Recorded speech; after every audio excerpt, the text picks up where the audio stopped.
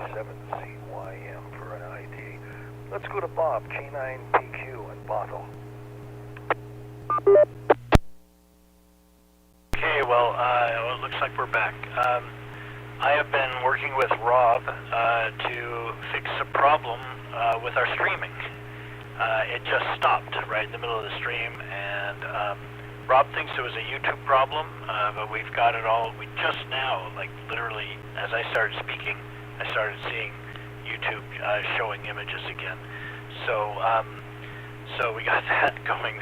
So I've been a little distracted, haven't followed everything people have been saying, but so as far as like the overtime rules, I do not think that's why they lost the game. I really don't. And my attitude of, if you go to overtime, you might as well flip a coin. I mean, neither team won. So I know you have to pick a winner.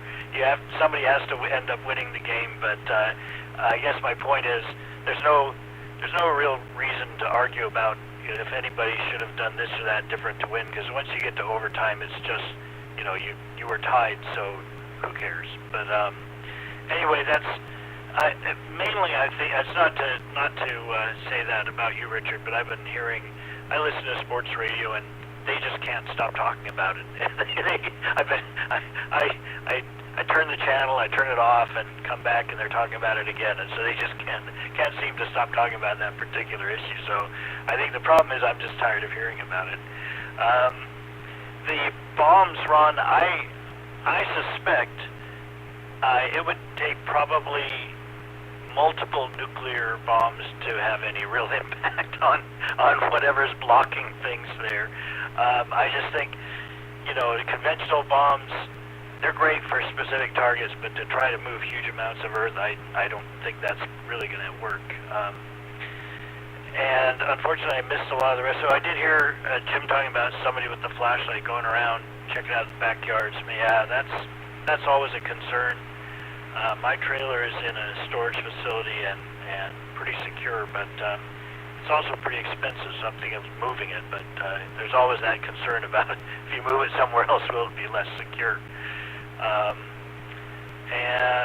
What else? I thought I had one or two other things. No, I guess not. I'm going to go get back with Rob here and let him know things are working if he hasn't seen already, and I'll send it back to that. K9PQ. K9PQ, let's go to Richard, K7ITX.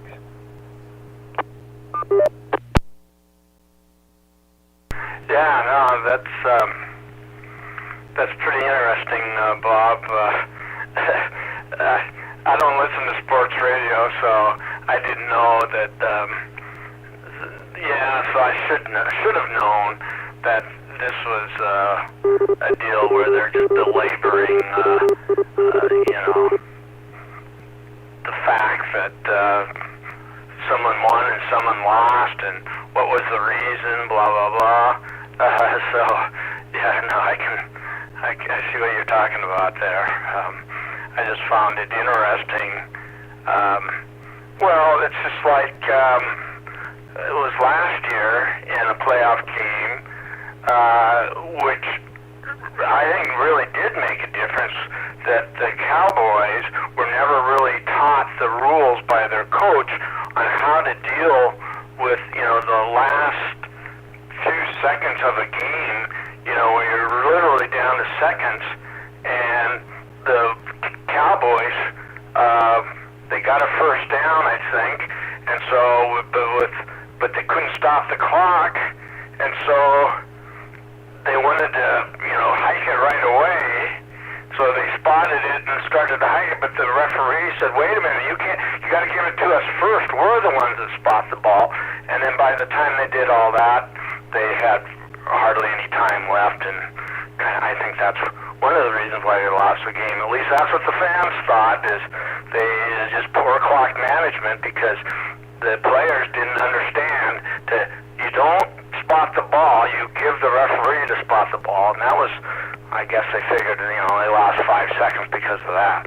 So it's just, I think, helpful, as I stand on my soapbox, that the players know the rules, or in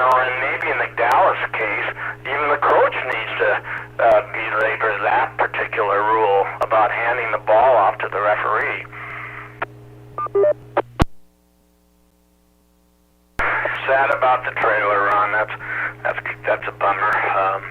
I always kept my place in a very secure, gated place with quite a bit of on-site residential managers there. So yeah, that was never an issue for me. But of course, I had to pay for it too. So I mean, well, I guess you either pay or maybe you get your trailer stolen. I don't know. I hate to put it that way, but that can happen. Oh, and then on the sound bar.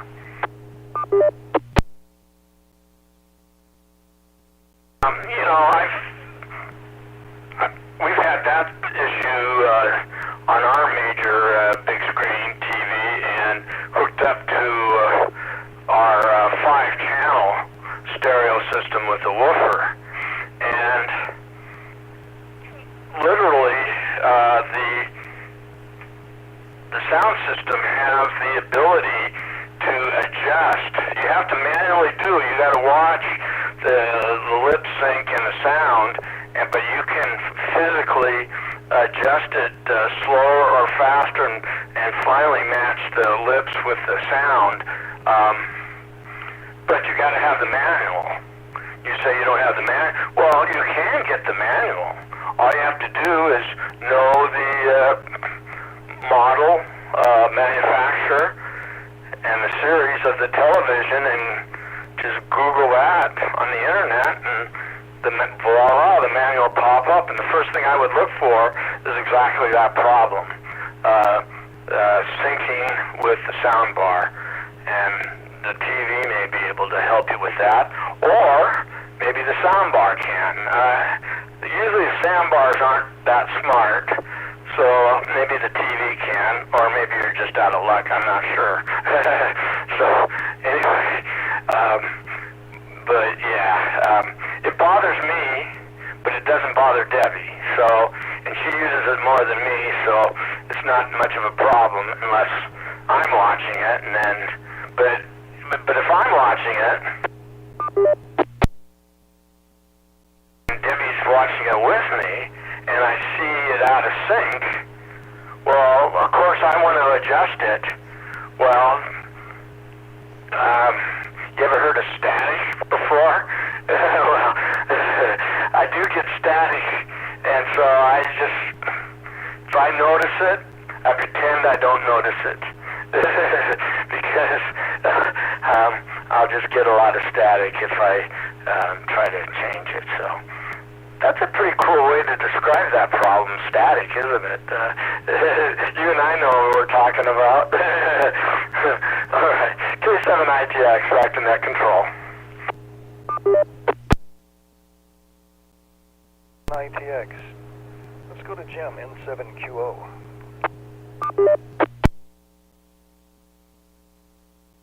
N7QO. Thank you, Dave. Well, Dick, static. Yeah, we all know exactly what you're talking about. Let's see. I don't know.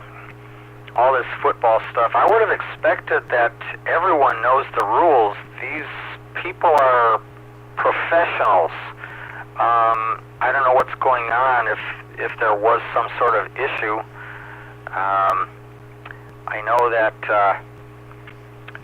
they briefed some of the rules when they went into overtime.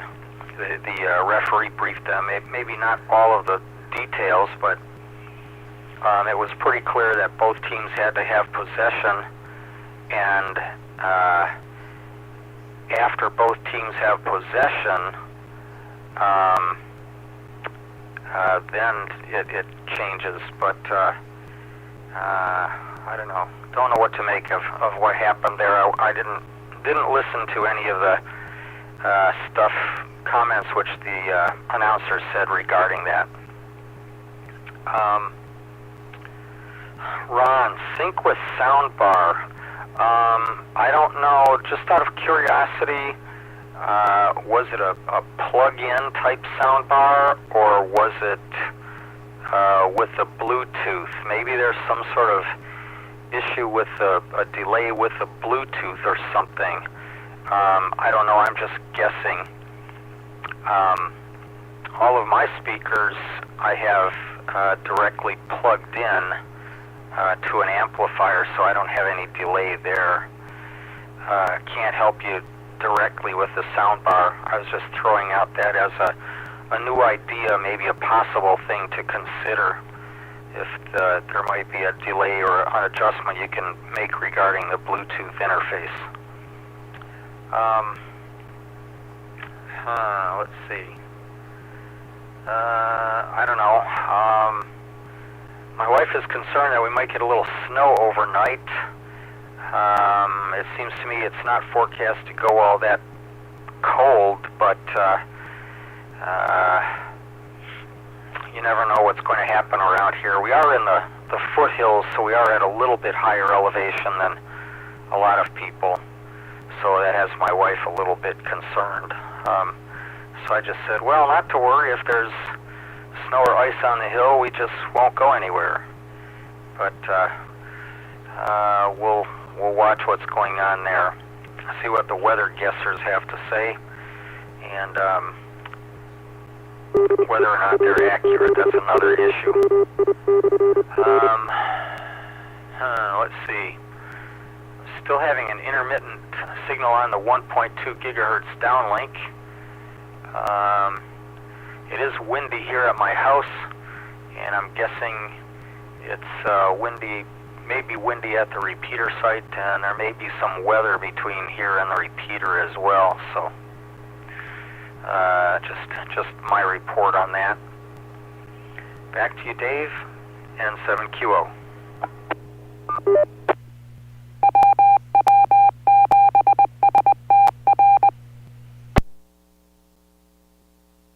N7QO, this is Dave, KD7CYM. Well, Ron and his audio problems. I have audio problems. I've got 3 TV sets, and I'm always having audio problems. What it boils down to, the tuner has software built into it, and it deciphers the audio called codecs. That's the name of the software that brings the digital audio back to your TV. And a lot of times when the TV is on and it goes to a commercial, it goes to a different server at the TV source. And what happens is when they switch back to the main programming again, it becomes out of sync. So the best way to fix that problem is leave the channel that you're watching, go to a different channel, and come back to the channel that you're on. Then the codecs will reassemble itself, and the audio should be back in state again, in sync. I have that problem all the time on all 3 sets, so that's my solution. And it's probably a big broadcasting problem that they have when they go to a commercial. It just goes to a different server, and that changes the routing on the codecs just a little bit to make it out of sync. So try moving on to a different channel and then coming back to the channel that you're watching, and I think it'll take care of the problem. Anyway, this is Dave, KD7CYM. So let's go to Ron, KD7QKU. It's a pretty good suggestion, Dave, I think.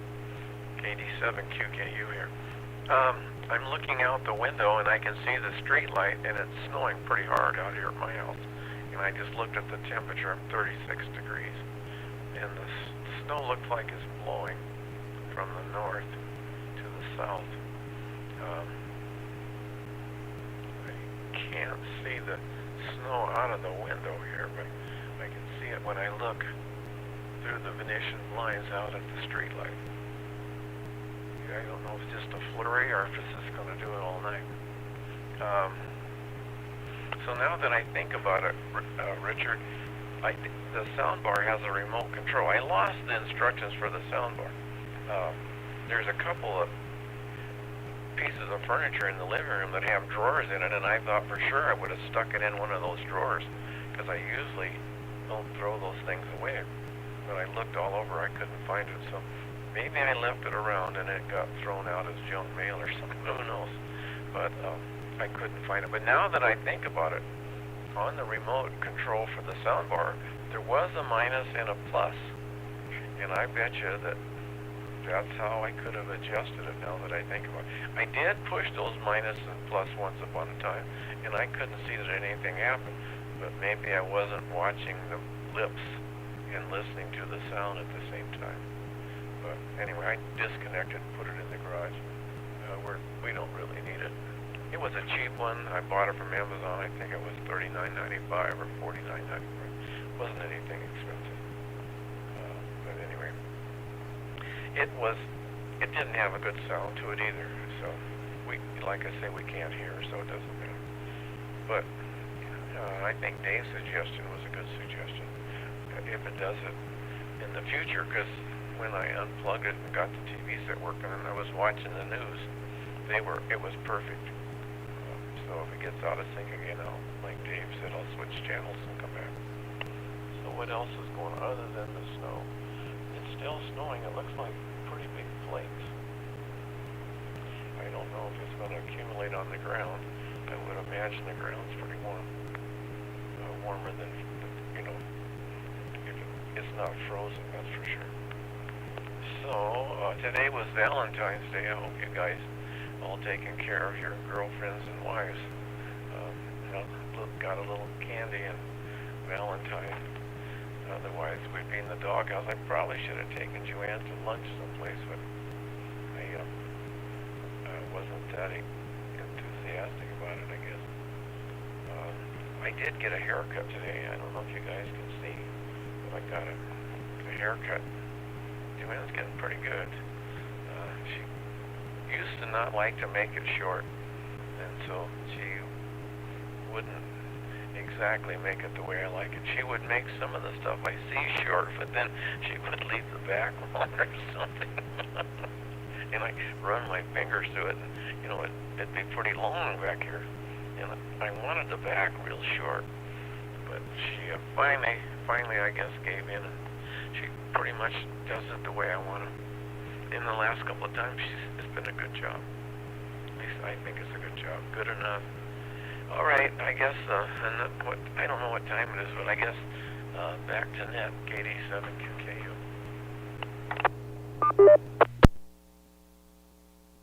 QKU. Let's go to Bob, K9PQ.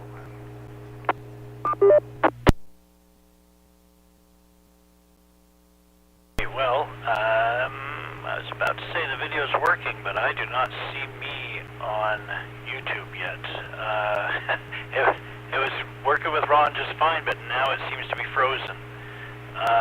So we'll just see how this works. Hang on just a second.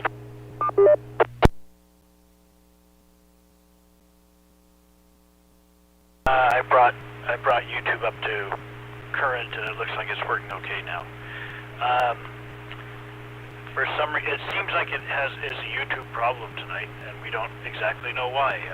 Rob got right on it and took a look, and everything looked fine at the repeater, but we restarted everything on both sides, and it started working again. So not exactly sure what's going on there.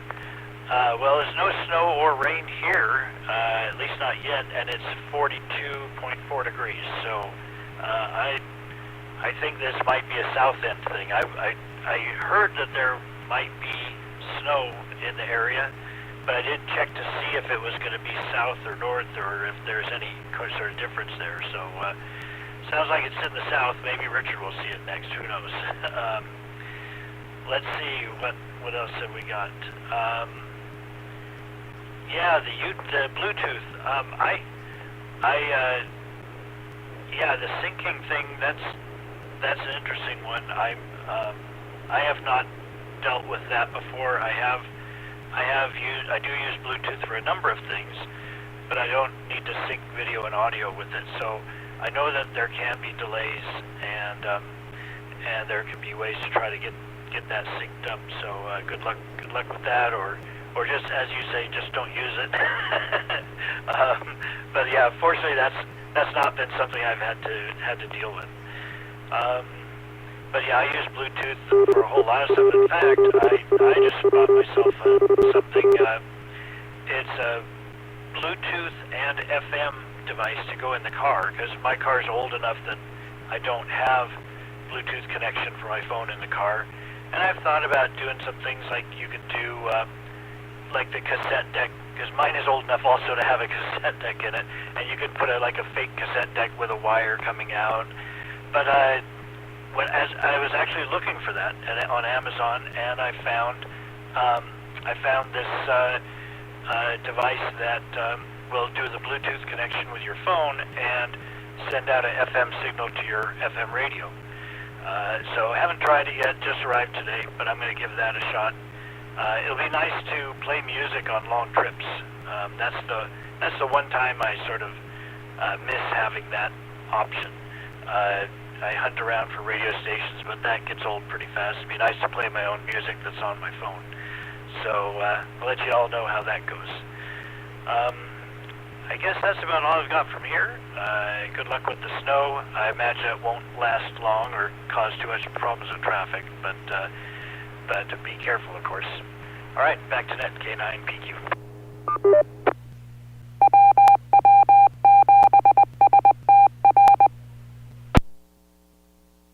PQ, thanks with that. And get an ID here. This is the Western Washington Amateur Television Society net on the 08 machine. I'm Dave, KD7CYM. Let's go to Richard in Kent, K7ITX.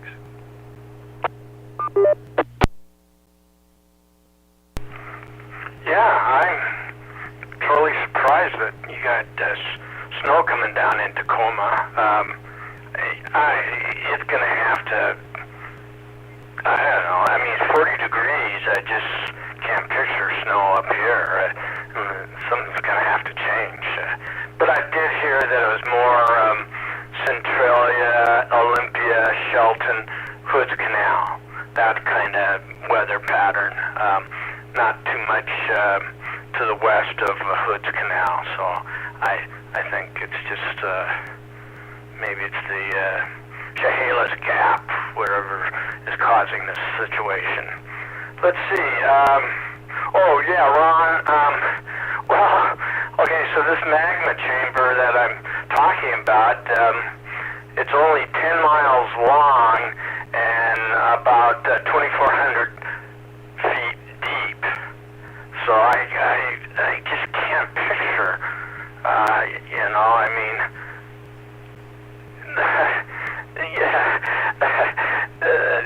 no, it is nice to think about, I guess, but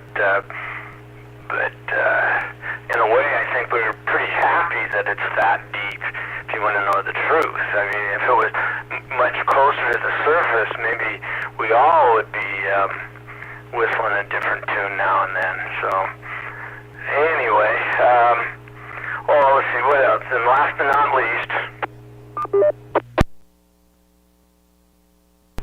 I thought I was out of the woods on this oral surgery stuff.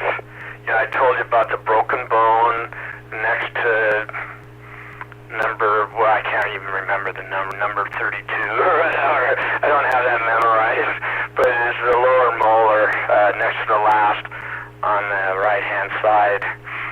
Well, Debbie helped me tonight, and we got it narrowed down. So there is a shard of bone, and I'm sure it's a result of that broken bone that the surgeon found. But there's a sharp little shard sticking through the gum now that is just driving my tongue crazy. And, you know, I thought at first maybe it was just kind of the rough edges of the gum, you know, healing. But I touched it. Debbie says, "Oh yeah, it's like a little needle." Well, no. I mean, your gum isn't going to be like a little needle. Bone, yes. Gum, no. So he's going to hear from me tomorrow. Maybe he just has to file it down. I don't know. It's just the tiniest little thing. But you know how it isn't, you know, anything in your mouth. I mean, your tongue. I think your tongue is one of the most sensitive parts of the human body. It's kind of like your sense of touch. And if I've seen pictures drawings of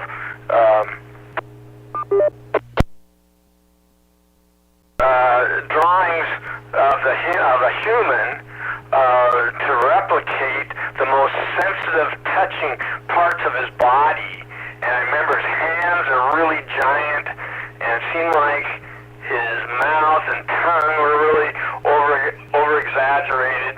That, you know, these are the parts of your body, and your foot, your giant feet, of course.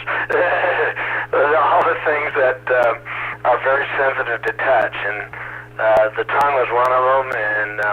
And if I can see him tomorrow or Friday, because it's just getting sickening now.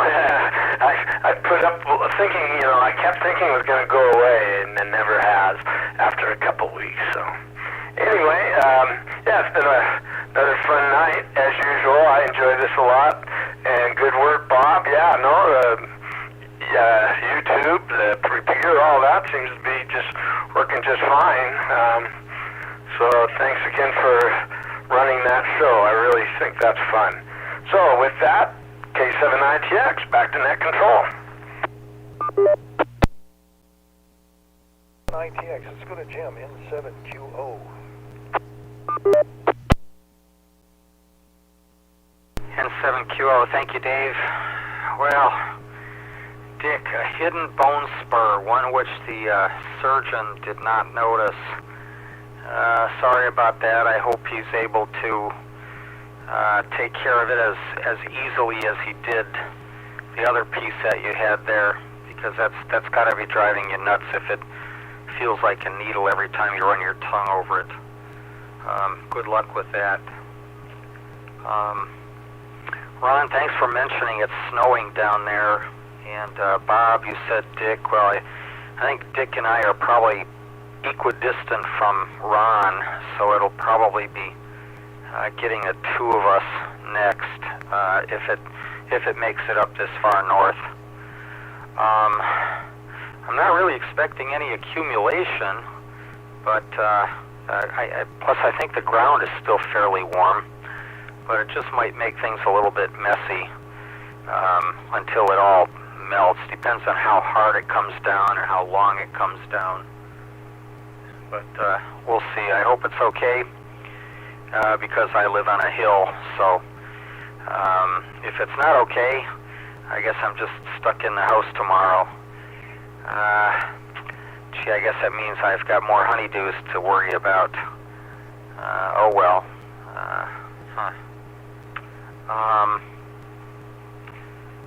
Well, thanks everyone for participating, and I hope to catch you next net. K7ZYM and 7QO.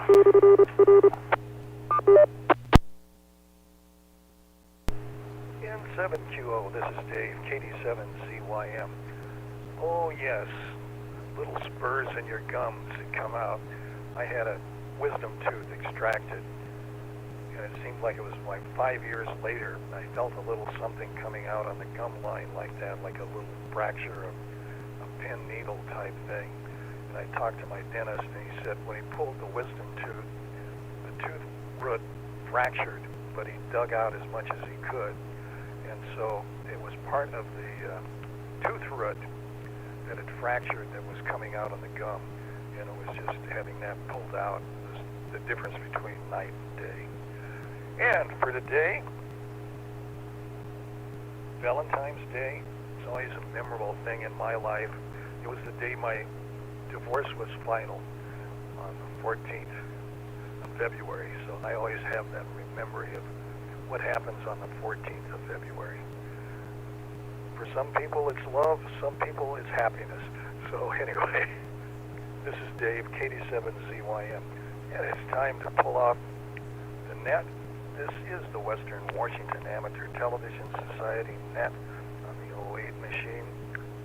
We'd like to thank CTAC Repeater Association for letting us use WW7STR's repeater 147.08 for our voice transmissions. So on behalf of the Western Washington Amateur Television Society, this is Dave, KD7ZYM, terminating the net. Good evening all.